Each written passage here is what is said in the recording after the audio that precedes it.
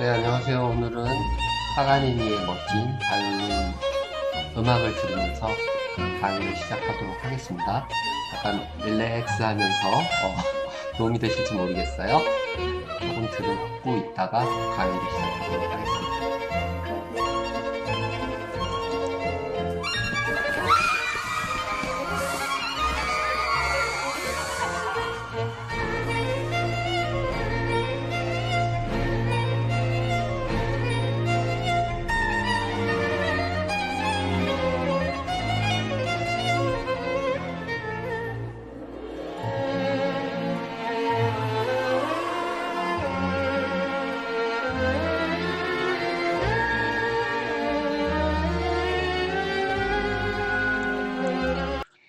예, 어떠세요?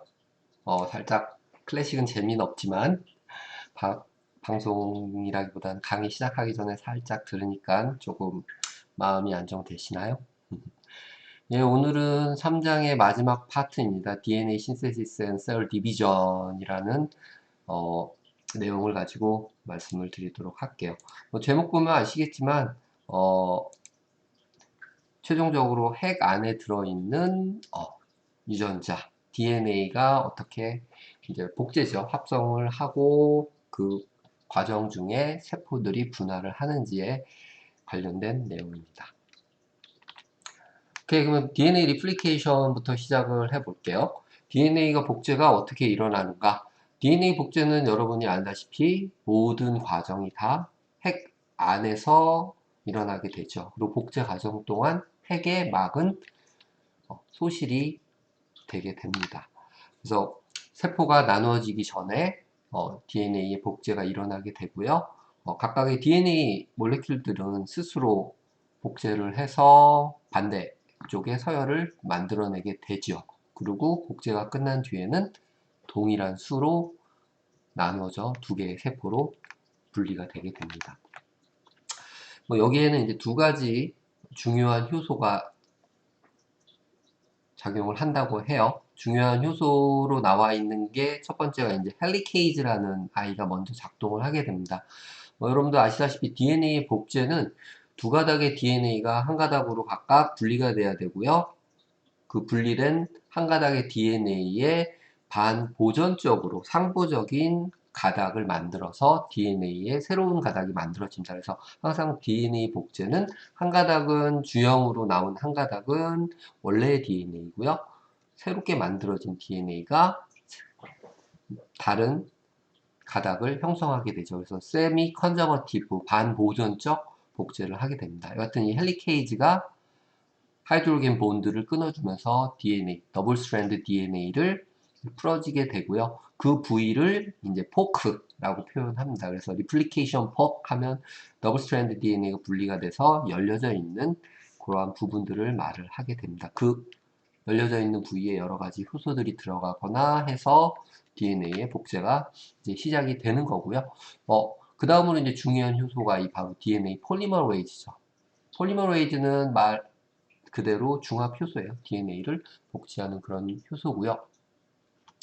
요 컴플리먼터리 DNA가 이제 만들어질 수 있도록 해주는 중요한 효소입니다.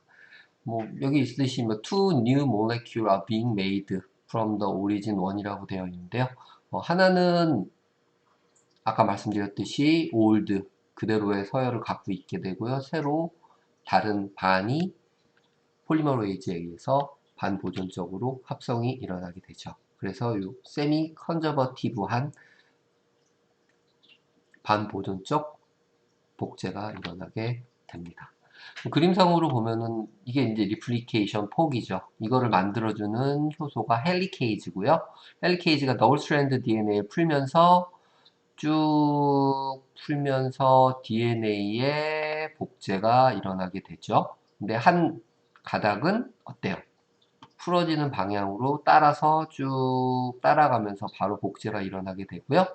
다른 가닥은 풀려질 때마다 여기서부터 이렇게 또 풀려지면 또 이렇게 그래서 플래그먼트를 형성하면서 복제가 일어나게 됩니다. 그거는 주형 가닥의 방향에 따라서 달라지게 되죠. 그래서 주형 가닥이 여기서 5', 3'으로 향하게 되면은 복제되는 가닥은 여기서부터 5', 3'이죠.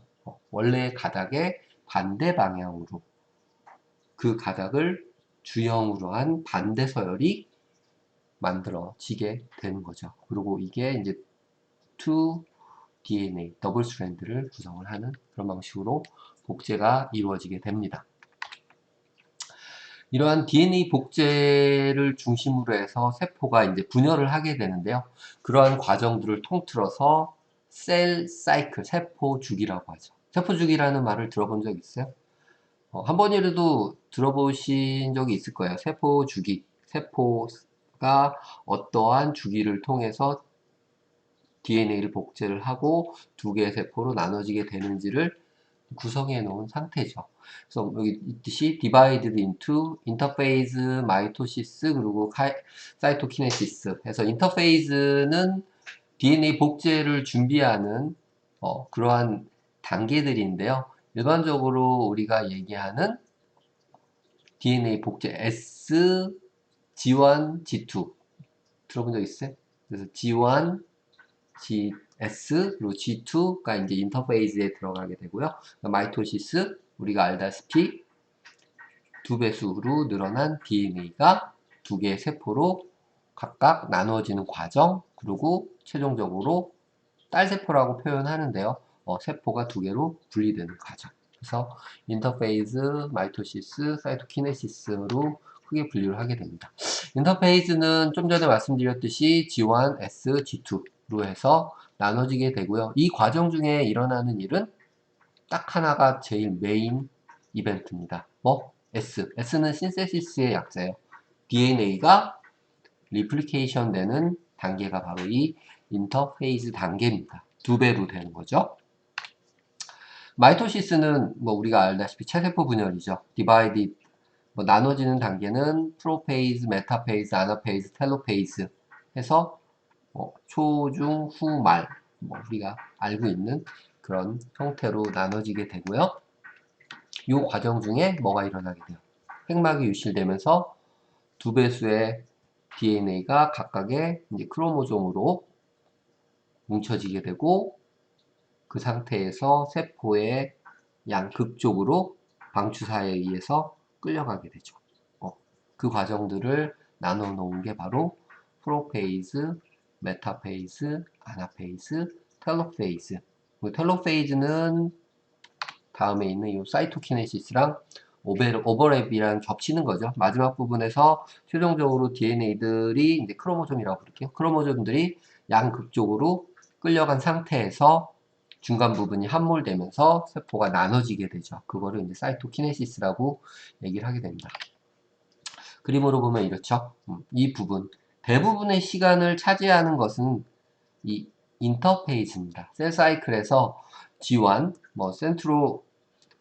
센트리올이 리플리케이션 된다. 센트리올은 여러분이 알다시피 중심립이라고 하는 방추사를 만들어내는 아이예요. 그래서 G1, S, G2는 대부분 다 DNA의 복제와 세포, 마이토시스를 준비하는 단계라고 이해하시면 됩니다. 그래서 G1 페이즈, S는 DNA 리플리케이션, 그리고 G2는 최종적으로 Final Growth and Activity Before Mitosis죠. 그러니까 세포, 체세포 분열의 준비 단계라고 생각을 하시면 됩니다. 이때까지는 정상적으로 핵막이 다 존재를 하게 되고요. 그 핵막이 존재하는 핵 안에서 세포 분열 없이 DNA 복제만이 이루어지는 거죠. 그 DNA 복제가 끝나게 되면은 이제 마이토시스로 체세포 분열로 진행이 되게 되고요. 프로페이즈에서 방추사가 생기는 이제 중심립이라고 하는 요 센트리올들이 양극속으로 이동하면서 핵막이 유실되고 크로모솜들이 형성이 돼서 중간에 나열을 하는 이제 메타페이즈, 그 다음에 아나페이즈에서는 방추사가 나와서 양쪽으로 크로모솜들을 끌어가죠. 다시 핵막이 생겨나면서 세포에 분열이 일어나는 텔로페이즈, 사이토키네시스가 연결이 되게 됩니다. 대부분의 셀 사이클의 조절은 여기에 있는 인터페이즈 단계에서 조절이 일어나게 되고요. 뮤테이션이 생기거나 DNA 자체에 문제가 생기게 되면은 세포 분열을 하지 못하도록 G1 RS 또는 G2 RS를 통해서 세포를 정지시키거나 또는 셀 사이클을 정지시키거나 세포를 사멸시키게 됩니다. 이게 바로 뭐라고요? 셀 사이클, 세포 주기라고 얘기해요. 인터페이즈, 마이토시스, 사이토키네시스. 오케이? 네. 이렇게 해서 구성을 하고 있습니다. 뭐 그림으로 좀 더 자세하게 하나 더 집어넣어 봤어요. G1, S, G2. 그리고 빨간색으로 표시되어 있는 부분들이 체크 포인트라고 그래서 좀 전에 얘기했듯이 DNA 복제상에 문제가 있거나 또는 DNA상에 문제가 있을 때 셀 사이클을 중지시키는 그런 단계입니다. 우리가 알고 있는 P53이라고 하는 튜머 서프레서진, 암을 억제하는 유전자들도 대부분 다 이 부분들을 조절을 해서 DNA에 돌연변이가 생기든지 세포가 정상적으로 작동하지 못하는 상황이 됐을 때 세포 주기를 멈추게 하고 세포를 사멸시키게 하는 그런 작동들이 일어나게 되죠. DNA 데미지 체크 포인트, DNA 데미지 체크 포인트, DNA 데미지 체크 포인트 또는 DNA 리플리케이션 체크 포인트 제대로 복제가 됐는지 확인을 하는 거죠. 최종적으로 아나페이즈 체크 포인트라고 되어 있는데요. 마이토시스 진행이 정상적으로 이루어지는 과정을 체크하는 거죠. 이런 체크 포인트를 갖고 DNA가 복제가 되고 각각 복제된 DNA가 분리가 되고 세포가 나눠지는 새로운 세포를 형성하는 과정을 조절을 하게 됩니다. 그렇죠? 셀 그로스가 일어나고 DNA 복제가 되고 복제된 DNA가 나눠지면서 두 개의 세포로 진행이 되는 셀 사이클. 인터페이즈를 좀 나눠서 이제 조금 구체적으로 얘기한 건데요. 앞에서 얘기한 내용하고 크게 다르지 않으니까 간단하게 살펴보겠습니다. 이 인터페이즈 과정 중에 많은 RNA들이 이제 합성이 일어나고요. RNA 합성이라는 거는 다른 말로 equal DNA에서부터 진 익스프레션이 시작이 되고 있다는 얘기예요. 이러한 RNA 합성이 된 과정은 결국 단백질 합성을 유도해서 체세포 분열 시에 단백질들을 공급을 하게 되겠죠. 그리고 G1 페이지는 인터페이즈의 시작점입니다. The cell is performing the function characteristic of cell in the tissue예요. 그래서 세포가 실제 조직에서 가지고 있는 성질들을 그대로 유지를 하면서 거기에 맞는 기능을 이제 갖게 되죠. 그리고 G1 페이지는 여기 사이클린 D라는 거에 유전자의 작동에 의해서 이제 활성을 시작하게 되고요. 그래서 사이클린이라는 말이 나오면은 사이클린 단백질들은 세포의 주기, 셀 사이클을 조절해주는 단백질이다 라고 인식을 하시면 됩니다. 그리고 셀 사이클린을 조절하는 첫 번째 단계 G1을 시작해주는 게시자가 바로 사이클린 D입니다. 사이클린 D가 G1을 시작을 하게 되고요. 이제 오버 액티비티라고 표현했죠. 사이클린 D에 의한 세포 주기가 이제 활성을 띠게 됩니다. 암세포 같은 경우는 사이클린 D의 발현을 계속 증가시켜서 셀 사이클을 계속 활성을 시키겠죠. 그러면 세포의 복제가 계속 증가할 테니까요. 아까 말씀드린 P53 같은 경우가 이제 트랜스크립션 팩터인데요. 다른 말로 이제 튜머 서프레서예요. 그래서 P53이 G1과 S 체크 포인트에서 이제 repair DNA 데미지 또는 promote apoptosis죠. 손상된 DNA를 수리해주거나 또는 만약에 그게 어려울 때는 세포를 소멸시키죠. 어떤 식으로? 에팝토시스. 에팝토시스는 프로그램드 셀 데스라고 그랬어요. 정해진 대로 세포의 사멸을 진행을 시키는 작용을 하죠. 그게 바로 P53의 역할이라고 할 수 있습니다. If a cell does not divide, 세포가 이제 두 개로 나눠지지 않으면은 이 G1 페이지에 이제 멈춰지게 되고요. 그 상태에서 참여를 할 수도 있고 아니면 스탑이 되어 있는 상태로 쭉 이어져 가게 됩니다. 결국에는 그 세포는 정상적으로 다른 세포를 만들지 못하는 그런 상태가 되겠죠. G2, S는 그냥 넘어가. S는 어차피 뭐 DNA 복제 단계니까요. G2는 DNA 복제가 끝나고 마이토시스를 준비하는 그런 단계예요. 그래서 여기 크로모즘 스타트 투 컨덴스드라고 돼 있죠. 일반적으로 유전자들은 크로마틴의 형태로 히스톤 단백질의 DNA가 이렇게 감겨져 있는 그런 상태로 존재를 하게 됩니다. 근데 그런 것들이 아주 컴팩트하게 항상 꼬여 있는 게 아니고 복제도 해야 되고 단백질을 합성을 해야 되기 때문에 조금 풀려져 있는 그런 상태죠. 그쵸? 근데 두 개로 나누기 위해서는 흩어져 있는 거를 두 개로 나누려면 어렵잖아요. 그쵸? 그거를 확실하게 나누기 위해서 뭉친 상태로 만들게 되죠. 그게 바로 크로모좀의 상태입니다. 그래서 크로모좀이 보이는 시기는 세포의 분열이 있는 시기라고 생각하시면 되죠. 그래서 두 개의 스트랜드, 시스터 크로마티드라고 표현했는데요. 이 각각 복제된 크로모좀이 센트로미어에 의해서 결합되어 있는 그런 상태로 존재를 하게 됩니다. 그리고 G0라는 건 여기서는 얘기는 안 했는데 G0라는 거는 G1에서 아까 스탑이 된 상태로 남아있게 된다고 그랬었죠. 그래서 resting, 쉬고 있는 상황 또는 quiescent, 조용한 상황이라고 얘기하는데요. 셀 사이클이 멈춰진 상태를 G0 페이지라고 얘기를 하고요. G1과 S 사이에서 계속 멈춰있는 그 상태를 의미를 하게 됩니다. S 페이지는 if a cell is going to divide, it perform DNA replication이에요. DNA의 복제가 이루어지는 상태이죠. 두 개의 크로마티드가 센트로미오에 의해서 중심체에서 딱 붙잡혀져 있죠. 그리고 나중에 여기에 방추사가 붙어서 분리를 해서 각각 나눠서 가져가게 되는 거죠. 그래서 원 크로모종, 듀플리케이티드라고 표현했어요. 복제돼서 두 배수가 되어 있는 그런 상태죠. 그리고 여기 DNA, 더블 스트랜드 DNA가 히스톤 단백질에 뭉쳐져 있는 상태를 크로마티드라고 얘기를 하고요. 하나하나를 뉴클레오좀이라고 얘기했었어요. 크로마티드가 뭉쳐져 있는 상태를 크로모좀이라고 얘기를 하고요. 오케이. 이러한 여러 가지 작동에 의해서 DNA를 복제를 하고 세포가 분열을 하게 되죠. 근데 이러한 상황이 원활하게 작동하지 않을 때는 세포를 죽이게 됩니다. 셀 데스 부분인데요. 세포가 죽는 방식은 어차피 죽는 건데 굳이 나눠야 하느냐라고 표현하는데요. 나눠서 몇 가지로 해서 나눠서 얘기를 하게 됩니다. 네크로시스라는 말이 나오는데요. 이건 cell dies pathologically due to deprivation of blood supply라고 되어 있어요. 네크로시스라는 거는 결국에는 병리학적인 측면에서 감염된 세포가 또는 생을 다한 세포가 혈액 공급이나 영양 공급이 안 되는 상태로 돼서 죽는 상태를 말합니다.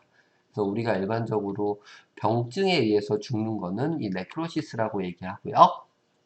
어떠한 문제에 의해서 세포를 임의로 죽이는 거죠. 임의로 죽이는 거는 이제 프로그램드 셀 데스라고 해서 이제 에이팝토시스라고 얘기를 합니다.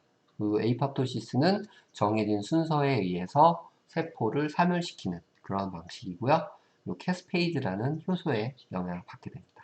네크로시스는 그냥 세포가 죽는 그러한 과정이기 때문에 처음에 어떤 병증이나 이런 것들이 유발이 돼야 돼요. 근데 에이팝토시스는 병증 유발 없이 DNA의 손상이나 아니면 세포 이상이 발견이 되면은 죽이게 되는데요. 조절하는 방식이 익스트린식, 익스 밖에서 주는 신호에 의한 거나 아니면 인트린식, 내부에 의한 요인에 의해서 이 에이팝토시스 프로그램드 셀 데스가 작동을 하게 됩니다. 익스트린식은 밖에서 신호 주는 거예요. 그래서 데스 리간드라고 해서 파스, FASL이라는 게 있어요. 파스 리간드가 세포막에 결합을 해서 작동을 시키게 하는 그런 형식이 있는가 하면은 인트린식, 내부에 의한 거예요. 그래서 세포 내에 DNA 손상이나 아니면 암세포 같이 이상 증식이 일어나거나 아니면 감염이 있거나 아니면 산화 스트레스, 옥시다티브 스트레스가 발생을 하면은 마이토콘드리아에서 신호를 내보내서 작동을 시키는 그런 식으로 나눠서 발생을 하게 됩니다. 그래서 셀 데스는 그냥 병증이 생겨서 아파서 죽는 네크로시스, 그리고 외부의 신호 또는 내부의 신호에 의해서 정해진 순서에 의해서 사멸시키는 에이팝토시스, 요 두 가지로 나눠서 얘기를 할 수가 있습니다. 그래서 낙가웃이라고 하는 말이 나오는데요. 낙가웃은 없앤 거죠. 없앤 그러한 상태를 말하고요. 마우스에서 P53 진을 없애게 되면은 암이 엄청나게 일어나게 돼요. 오케이? 지금 이 P53이 DNA 손상을 막아주고 에팝토시스를 유도하는 그런 아이이기 때문에 이 P53이라는 유전자가 없어진 마우스는 암이 엄청 생긴다는 그런 보고가 있습니다. 마이토시스는 체세포 분열이요. 여러분들이 알고 있는 분야니까 빨리 진행을 할게요. 프로페이즈는 아까 얘기했듯이 이제 크로모좀이 이제 보여지기 시작한 컨덴스 된다고 표현했죠. 이렇게 크로모좀 DNA가 뭉쳐지면서 크로모좀을 형성하고 핵막이 이제 없어지는 그러한 단계가 됩니다. 그리고 스펜들 파이버, 우리가 알고 있는 방추사가 형성을 시작을 하게 되죠. 메타페이즈로 넘어가게 되면은 이제 넘어간다기보다 진행이 되면은 크로모점들이 이제 중간에 세포의 중간에 쭉 라인업 줄 선다고 표현하는데 라인업 하게 되고요. 스핀들 파이버가 중심체에 와서 붙게 되죠. 핵은 완전히 핵막은 소실된 상태예요. 그래서 뭐 그림으로 보면은 정상적인 우리가 알고 있는 일반적인 상태고요. 이 상태에서 DNA 복제가 일어난다. 인터페이즈라고 하는 부분이었었죠. G1, SG2. 그리고 핵막이 소실되면서 크로모점들이 보이기 시작합니다. 프로페이즈. 그리고 방추사가 중심 위에서 나와서 결합을 한 상태로 크로모점들이 중간에 나열을 하고 있죠. 이게 메타페이즈. 스핀들 파이버가 방추사예요. 요거 여기 있듯이 센트로좀, 그 다음에 센트롤리오라고 얘기하는 부분입니다.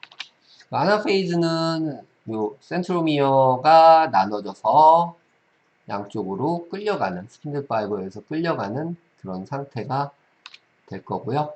완벽하게 끌려가면서 세포 중간이 이제 함몰돼서 나눠지기 시작합니다. 이게 이제 사이토키네시스라고 하는 거라고 세포 분열이라고 얘기를 했었고요. 그 세포 분열은 텔로페이즈에 동시에 일어나게 됩니다. 셀이 나눠지고 세포 분열이 일어나는 그런 상태가 되겠고요. 각각 크로모좀들이 각각의 세포로 이제 포함이 되겠죠. 그리고 핵막이 다시 생겨나고 크로모좀들이 사라지게 되는, 풀려서 이제 사라지게 되는 그런 페이지입니다. 그래서 아나페이즈는 아까 말씀드렸듯이 나눠져지는 단계, 그리고 퓨로 뭐 가운데로 이렇게 쑥 함몰되는 그런 현상이죠. 세포막이 함몰이 되면서 사이토키네시스가 일어나고 뉴클레오러스가 다시 생겨나면서 인이라고 하는 부분이 생겨나면서 크로모점들이 서서히 유실이 되는 그런 단계입니다. 이렇게 해서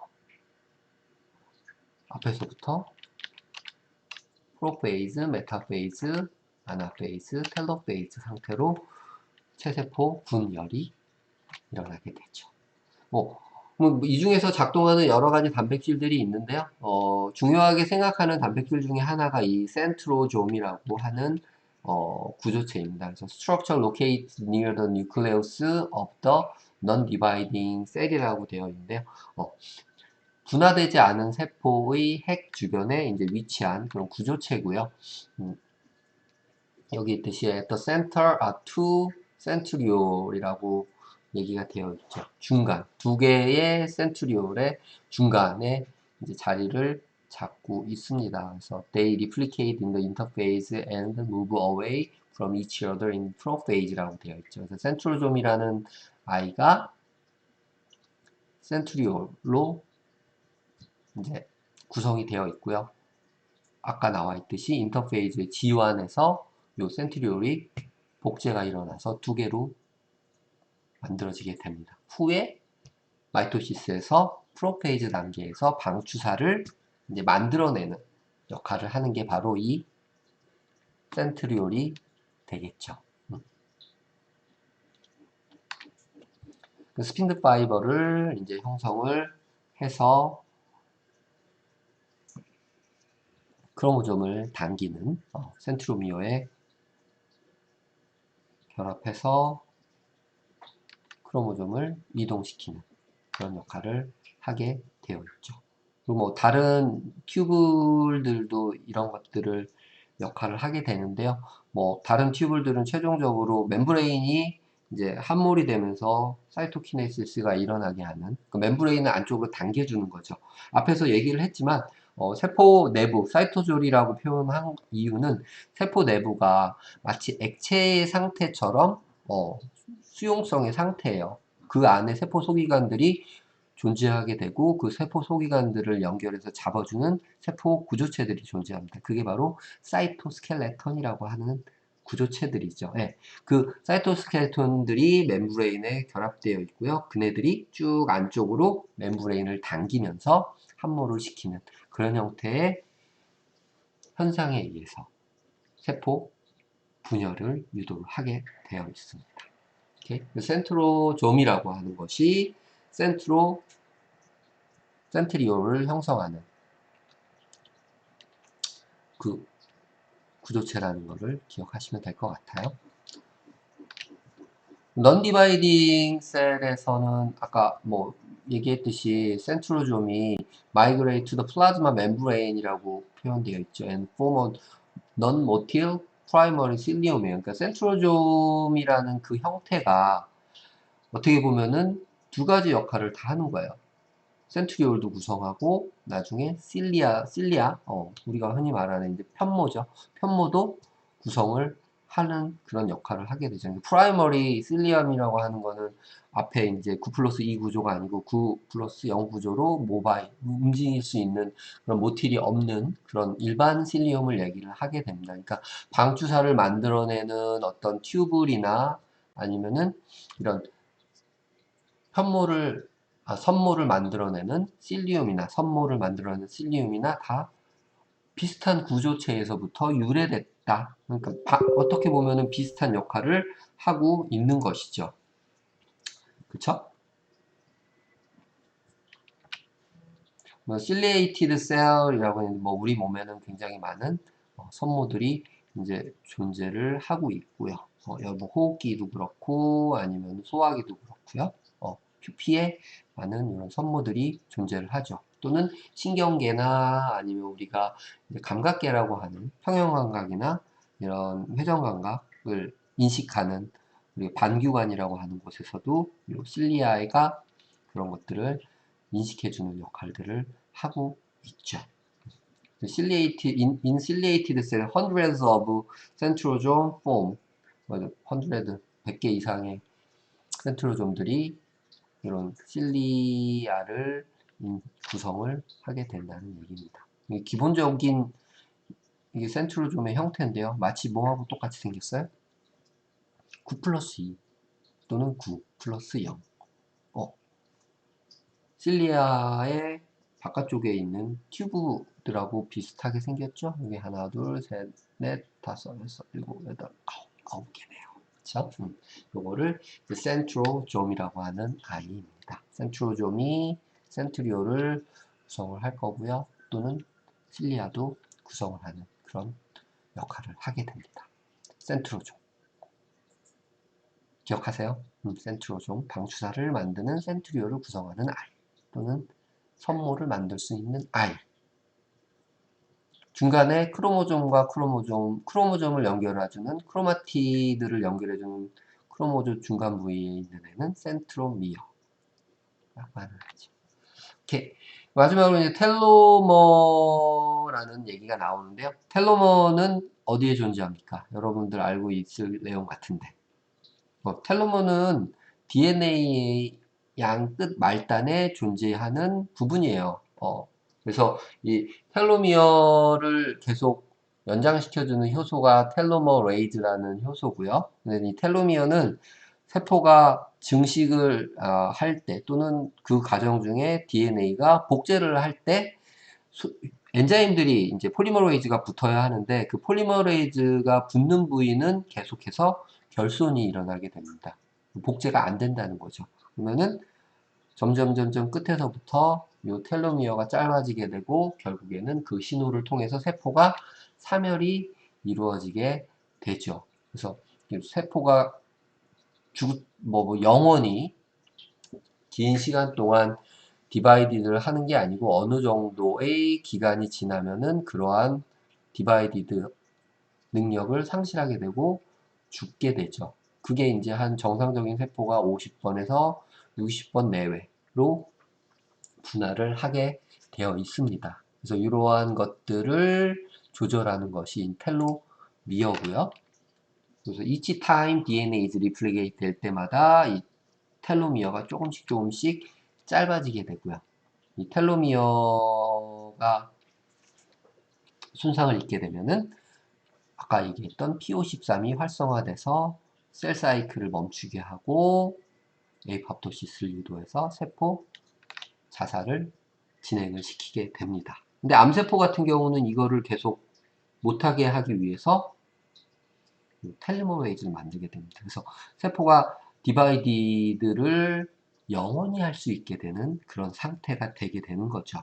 특히 이제 우리가 알고 있는 골수세포 또는 줄기세포들은 이 작용을 계속해서 하게 하는데요. 그거를 하게 해주는 효소가 이 텔로머레이즈라는 효소가 되는 거죠. 그쵸? 얘가 계속해서 텔로미어를 복제를 하고 유지를 하게 함으로써 세포가 계속 무한 증식을 할 수 있게끔 해주게 하는 겁니다. 뭐 세포를 어떻게 보면 세포의 주기, 세포의 운명을 결정하는 게 텔로미어라고 했으면요. 세포가 가지고 있는 증식의 형태를 이 두 가지로 나눠서 말씀을 드릴 수 있습니다. 하나는 하이퍼트로피라고 하는 거하고 하이퍼플라시아인데요. 하이퍼플라시아 먼저 말씀드릴게요. 하이퍼플라시아는 우리가 알듯이 암세포예요. 하이퍼플라시아 하면은 캔서, 숫자가 늘어나는 형태를 얘기를 하고요. 여기 뜻이 the growth of most body region이에요. 성장하기 위해서는 세포 수가 늘어나야 되니까요. 이게 세포의 증식 형태 중에 하나고요. 하이퍼트로피, 하이퍼 하면은 많아지는 거예요. 증가. 하이포 하면은 감소고요. 하이퍼트로피는 세포 수하고 관계없이 증가하는데 뭐가 증가해요? 세포의 크기, 사이즈가 증가하는 그러한 형태를 하이퍼트로피라고 얘기합니다. 일반적으로 근육, 심장근육이나 스켈레터 머슬들이 이런 하이퍼트로피에 의해서 비대라고 표현하는데 근육 비대를 통해서 성장을 하게 되죠. 그래서 하이퍼플라시아는 넘버가 증가하는 거, 하이퍼트로피는 사이즈가 증가하는 세포의 성장 형태라고 얘기할 수 있습니다. 이제 마지막으로 메이오시스예요. 메이오시스는 여러분이 알다시피 감소 분열이죠. 크로모솜이 복제가 돼서 증가된 상태에서 제1감수 분열, 제2감수 분열 두 번의 분열을 통해서 유전자의 숫자가 반으로 감소시켜주는 그러한 세포 증식 형태입니다. 어디에서만 일어나요? 생식세포에서만. 그쵸? 생식세포는 원래 우리가 23쌍의 유전자를 갖고 있는데 23쌍을 페어로 갖고 있죠. 그러니까 총 46개의 크로모점을 갖고 있는데 그거를 한 개의 세포가 갖고 있어야 됩니다. 근데 생식세포도 46개를 가지고 있으면 엄마 아빠께 합쳐지면 계속 2배씩 늘어나겠죠? 큰일 납니다. 그러니까 이 생식세포들은 한 페어, 그러니까 원 페어라고 하는 싱글 페어로 가지고 있게 되죠. 크로모솜의 숫자는 23페어가 아니고 23개를 가지고 있는 그런 상태로 존재를 하게 됩니다. 그래서 섹스 크로모솜이 하나 있고 이제 오토좀이라고 하는 일반 체세포 역할을 해주는 체세포 분화 역할을 해주는 일반 크로모솜들이 22개 존재를 하게 되어 있죠. 메이오시스는 정상적으로는 복제가 일어나서 DNA가 2배수가 된 다음에 한 번 분화해서 2개의 딸세포를 만들고요. 또 분화해서 총 4개의 딸세포를 만들게 되죠. 가메이트라고 하는 이 생식세포들, 오발이나 아니면 테스티스에서 만들어지는 스펌이나 에그죠. 스펌이나 에그가 여기에 포함되어 있습니다. 호몰로거스 크로모점이라고 해서 상동염색체라고 하는 형태고요. 요 상동염색체 상태는 일반적으로 우리가 언제 볼 수 있느냐? 생식세포 내에서 또는 세포 내에서 복제되어 있는 상태로 이제 볼 수가 있는 그런 상태죠. 그래서 UI와 EY는 서로 상동염색체라고 하는 그러한 상태입니다. 두 배수가 되어 있는 상태죠. 복제된 게. 쭉 이렇게 해놓은 상태를 캐리오 타이핑이라고 얘기를 하고요. 유전자 형태를 보는 거예요. 메이시스 1인데요. 체세포 분열이 아니고 생식세포 분열 1이에요. 리덕션 디비전이라고 되어 있죠. 감수 분열 1. 그 단계는 똑같습니다. 프로페이즈, 아나페이즈, 메타페이즈, 아나페이즈, 텔로페이즈 형태로 쭉 진행이 될 거고요. 그림 형태도 동일하게 일어나게 됩니다. 근데 하나 주목해야 되실 점은 메이오시스 1 부분에서 두 개의 서로 동일한 염기 서열을 갖고 있는 크로모점이 겹쳐 있게 됩니다. 그 상태의 염기들을 이제 크로모점들을 상동 염색체라고 아까 얘기를 했었고요. 그쵸? 이 상동 염색체들은 동일한 서열을 갖고 있기 때문에 서로 간에 이러한 교차 반응이 일어나게 돼요.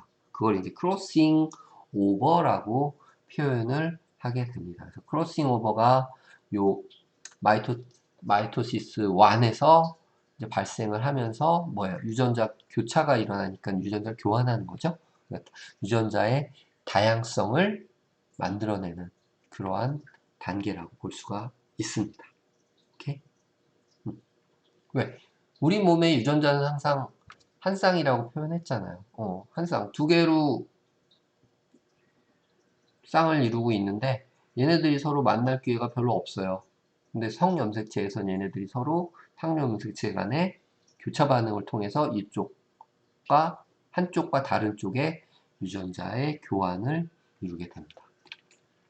동일한 생명체 내에서도 생식세포를 다양하게 변화시키는 방식이죠. 체세포에서는 일어나지 않아요. 체세포에서는 아까 말씀드린 호몰로고스 크로모즘이 존재하지 않기 때문이죠. 아나페이즈는 동일하게 이제 양쪽으로 끌려가게 될 거고요. 세포 분열이 일어나서 23개의 크로모즘을 갖는 두 개의 도터셀이 이제 완성이 되겠죠. 그쵸?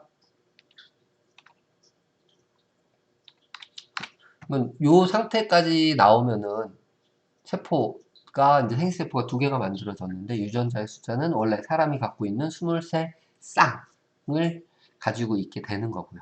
여기에서 한 번 더 감소시켜야겠죠. This reduction division since each cell now has half as many chromosome이라고 표현했어요.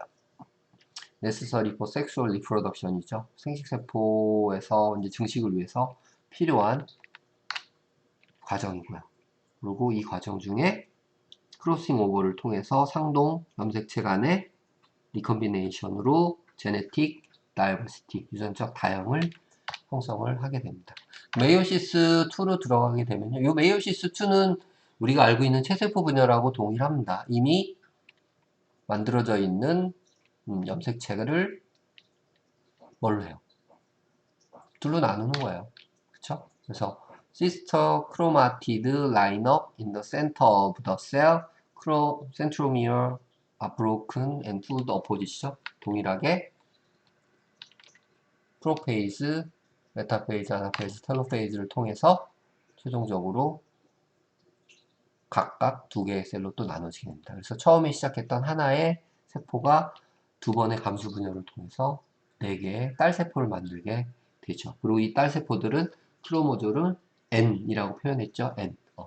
23개만 가지고 있게 되죠. 23쌍이 아니고요. 그래서 프로페이즈 1, 메타페이즈 1, 아나페이즈 1, 텔로페이즈 1 단계고요. GL 감수 분열. 그리고 각각 나눠진 두 개의 딸세포 도터셀들이 프로페이즈 2, 메타페이즈 2, 아나페이즈 2, 텔로페이즈 2를 통해서 4N, 2N, N이죠. 최종적으로 4개의 딸세포들을 형성하게 됩니다. 어디서만 일어나는 세포 복제 단계? 생식세포에서만 일어나는 세포 복제 단계입니다. 이렇게. 그래서 메이오시스의 각 단계를 쭉 나열했는데요. 일어나는 이벤트는 거의 유사하니까요. 그렇게 이해를 하시면 될 것 같습니다. 그리고 마지막으로 이제 에피제네틱 이너리턴스라고 되어 있는데요. 앞에서도 언급한 부분이 있는데 후성 유전체라는 부분이에요. 후성 유전체야. 그 유전자가 크로모좀에서부터 풀리고 묶이고 하는 것들을 환경에 의해서 이제 조절을 하게 되는데 아세틸레이션이라고 기억나요? 메틸레이션은 열쇠로 잠가는 거고요. 아세틸레이션이 되면은 그 열쇠를 풀어주게 됩니다. 그러면 유전자들이 발현이 될 수 있겠죠. 그래서 유전자의 서열에 의해서 유전적인 변화를 얘기하는 게 아니고요. 후성적으로 얻은 환경에 의해서 요 포스트 트랜슬레이셔널 모디피케이션이라고 있어요. 후해독적 변형 또는 조작에 의해서 유전자의 발현을 달리하게 되는 거죠. 그게 이제 후성 유전학이라는 겁니다. 쌍둥이들이 환경이 다르면은 서로 다른 유전 형질을 나타나게 된다는 유전적 이론이에요. 오케이. 그래서 3장은 전체적으로 이렇게 세포에 대해서 다 얘기를 했고요. 세포 소기관의 기능, 그리고 최종적으로 유전자의